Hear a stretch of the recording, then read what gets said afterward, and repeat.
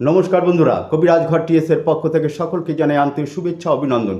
বন্ধুরা, একটা কথা বলি, বাড়ি যখন তৈরি করবেন তো পুরোটা কমপ্লিট করেই ছাড়বেন। সে যেইভাবে হোক, ধার করুন, দেনা করুন, আর যেইভাবে করুন না কেন, বাড়ি কমপ্লিট একেবারে করে ছাড়বেন। বাড়ি যদি মাঝপথে আপনারা ভাবছেন যে কয়েকদিন পরে করব, তা না। এই জন্যই বাড়ি করার সময় সবসময় মজুত নিয়ে নামতে হয়। বাড়ি যদি আপনি একবার ইনকমপ্লিট রেখে দেন, জানবেন ওখানে ধীরে ধীরে ধীরে ধীরে মরচে পড়ে। আর সেই থেকে আসে রাহুর বাস। রাহু যখন একবার গ্রাস করে ঢুকে যাবে, জানবেন ওই বাড়ি কমপ্লিট করতে আপনার বহু সময় লেগে যাবে, বহু পরীক্ষিত জিনিস। সুতরাং এ থেকে বাঁচতে আপনার কি করবেন, একটি কম দামে একটি গোমেদ পাথর আপনারা কিনে নেবেন।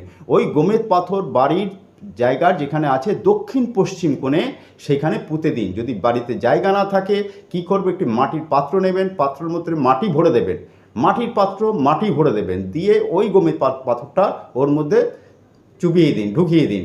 দেখুন বাড়ি আপনার হয়ে